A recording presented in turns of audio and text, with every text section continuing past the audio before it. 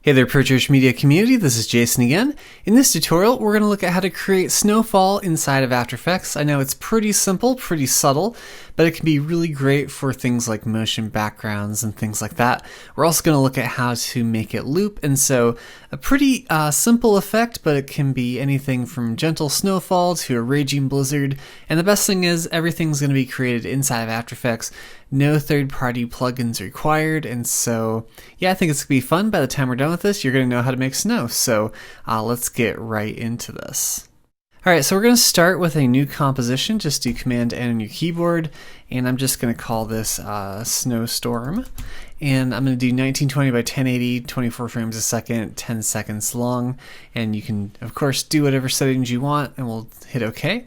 And now we need to grab an image, and of course, if you're looking for great images, be sure to visit prochurchmedia.com/freechurchphotos, where you can find a bunch of hand-picked, curated photos for all of your project needs. You're going to find just a great bunch of photos there for all kinds of different situations and scenarios, so be sure to check that out, prochurchmedia.com/freechurchphotos.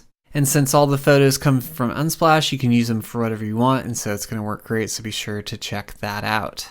Alright, so back in After Effects, I'm going to go ahead and import a photo that I got for this, and I just found this one in Unsplash. Just going to bring that in there, and just drop this into my composition, maybe scale it down just a little bit, something like that.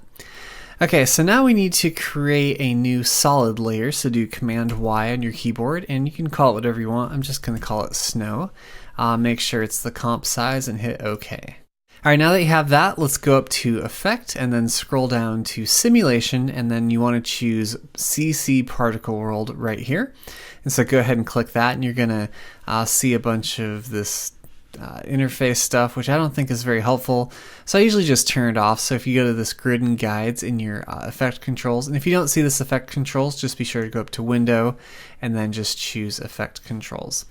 Okay, so just twirl down that grids and guide, and then you can just disable all of these. I just think they get in the way, so I just want a clean palette right here. So if you scrub forward a little bit, you're going to see we have this explosion of these kind of lines, almost like a firework or something like that, which is fun and all, but it's not quite what we want, but this is going to be our building block.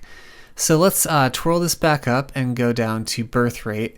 We're going to put this at about 5, so just type in 5. You can also scrub up or down with this if you want to, but you can also just type in 5.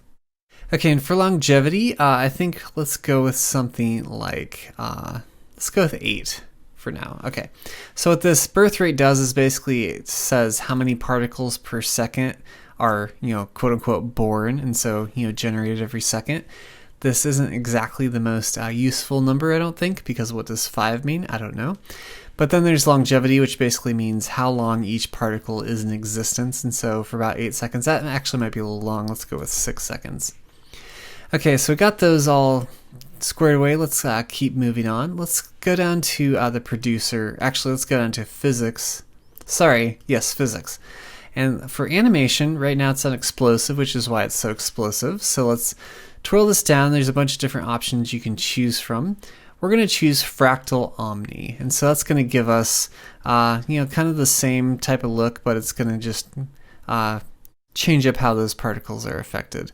So for velocity, that's why it's going so fast, so we need to kind of really turn this down quite a bit. I'm going to do 0.08 with this.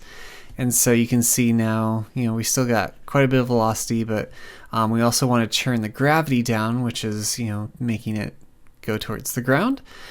So for gravity, let's also do something like 0.01. I think that'll be good. I always just type these in.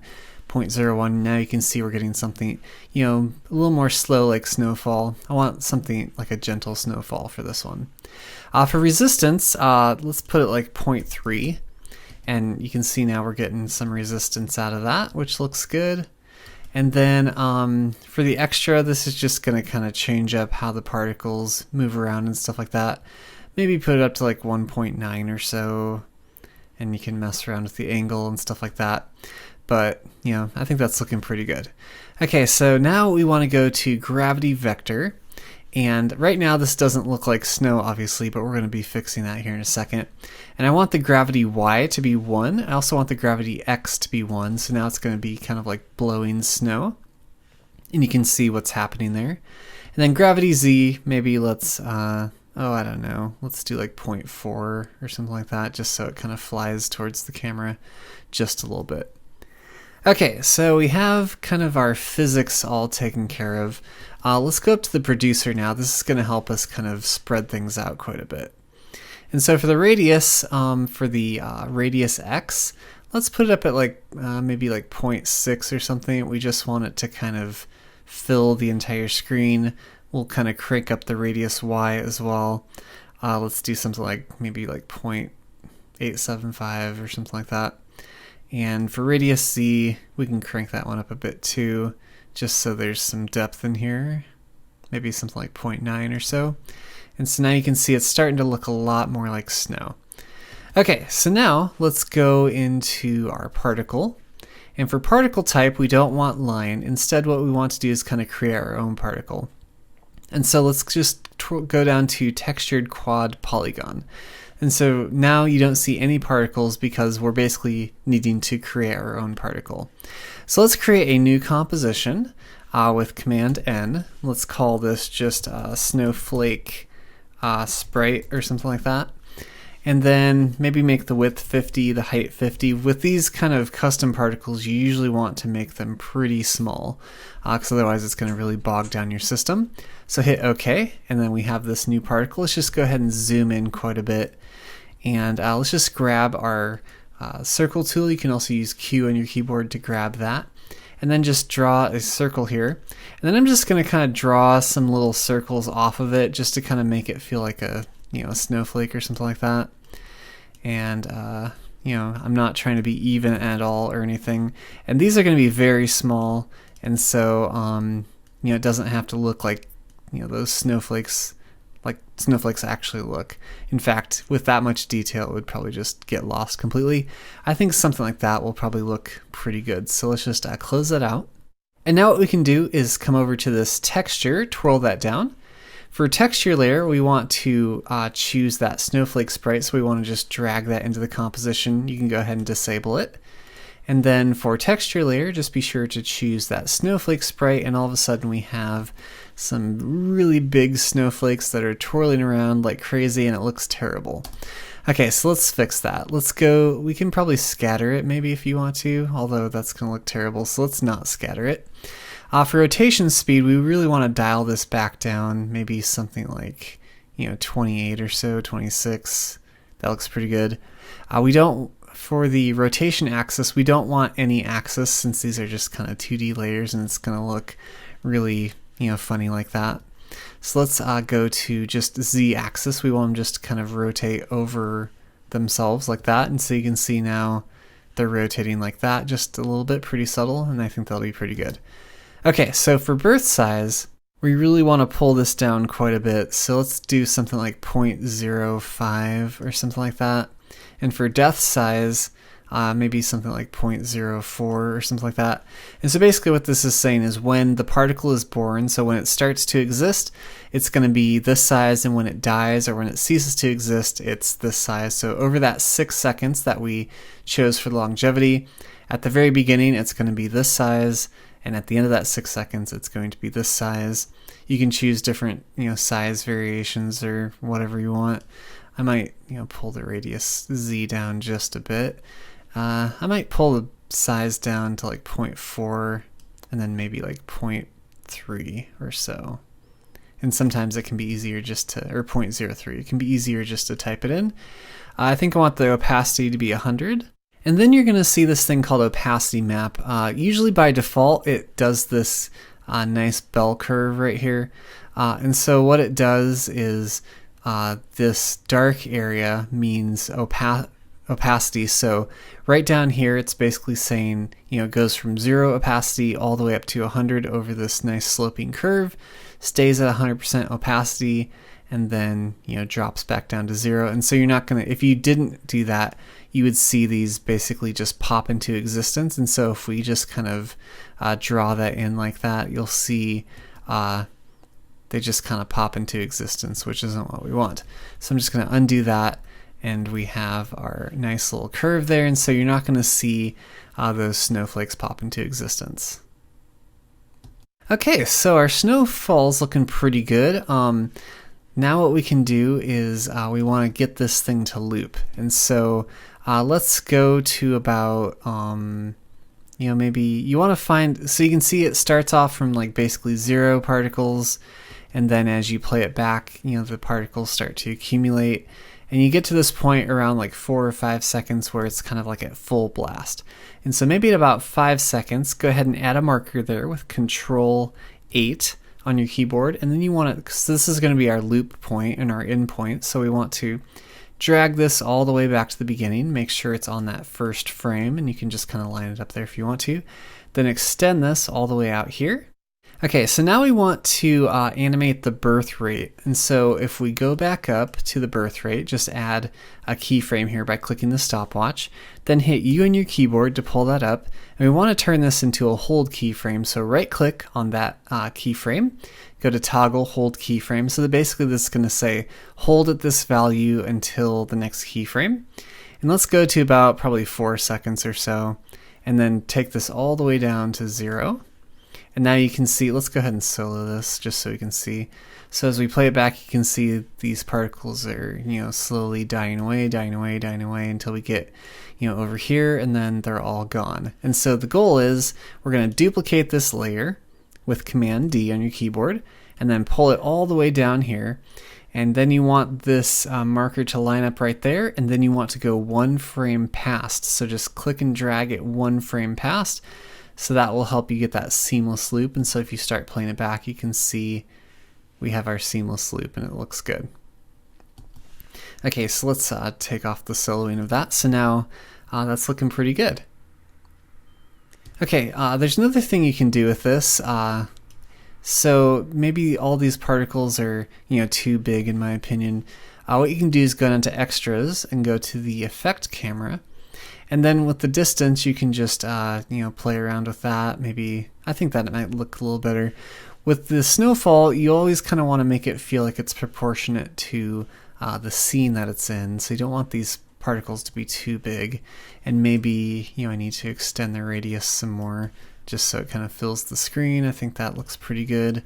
You can also use the position to move it over as a whole. And that's looking pretty good. Okay. So what'll happen is, so I adjusted this one, but this next one over here I didn't adjust, and so now my loop is broken, as you can see. So the easy way to fix this is just to duplicate the one that you modified, Command D, just pull it all the way over here, make sure this lines up right there, your loop point will be set, delete that one, and now you should be good to go. Play it back, have our seamless loop, looks great. Okay, let's maybe adjust this just a bit. So I don't like how these snowflakes are standing out against the sky up here. I feel like, it's kind of foggy up here. I feel like the snowflakes shouldn't really, be visible until they're right here. And then, down here, I don't know if you can see it. They're showing up against the white of the snow when they should be about the same color. So I'm going to add a quick gradient gradient ramp to it. So go up to Effect, and then scroll down to Generate, and then go to Gradient Ramp. And then what you want to do is for the start color, which is up here, just sample that gray up there, and so now you can't really see them until they start coming down here. And then for the end color, which is down here, maybe just sample this white down here. And so now our snowflakes are going to be showing up, they kind of ease out of that fog, and then when they come down to the snow, you don't really see them because they're actually landing on the ground, or at least that's the effect that we're trying to go for. So then just copy that gradient ramp and then paste it onto that other layer, and we should be good with that. And let's just play it back, see what it looks like. Looks very nice.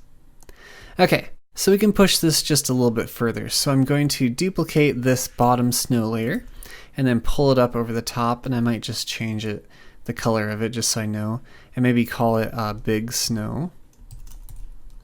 Alright, so now what I want to do with this is I'm just going to go down to the extras, and for the effect camera I'm just going to pull it closer to the camera, maybe something like that. And then for the particle, I might just drop down the birth size to maybe like 0.3 or 0.2 and do the same thing for the death size. I'll leave it at 0.2. I'll do this one 0.3. Okay, and then what I'm going to do is go up to Effect, and then go to Blur and Sharpen, and then Gaussian Blur. And then just crank up the blurriness a bit, and it's going to help give it that feeling of depth. We have these snowflakes that are closer to the camera, and so it feels like they're out of focus. That looks good. Now we just need to duplicate this, pull it over here, make sure that lines up right there. The loop point should be good. We can play it back, and by this time your system might start to bog down just a little bit. Looks great. Let's add a quick color adjustment. So I'm going to do Command Alt Y to add an adjustment layer. I'm going to call this Curves. Then go up to Effect, Color Correction, and then scroll down to Curves. And I'm just going to add a few points here. So I'm just going to increase the contrast in the darks. Maybe just crush the blacks just a tiny bit. Maybe pull those whites down, the mid whites down just a bit. And maybe bump the highlights over just a tiny bit. We can play that back just to add a little more contrast and moodiness, and I really like the way this is looking. And so let's just play this back and see what it looks like.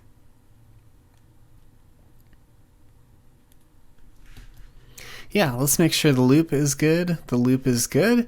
And so we're pretty much done with our snowfall, and you can see that was pretty easy to pull off.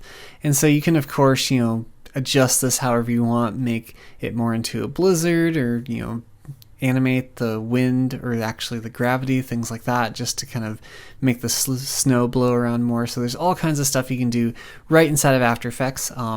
There are definitely tools out there for easier particle generation, but for something like snow, the built-in tools inside of After Effects work really well, so why not use them? So anyway, I hope this has been helpful. Hopefully you've learned a ton. And yeah, I think snow is just fun to play around with. So it's the winter. Go ahead and make some motion backgrounds that use some snowfall, and I will talk to you later. If you like this tutorial, be sure to visit ProChurchMediaUniversity.com, where you can find full courses, workshops, training, and more. ProChurchMediaUniversity.com.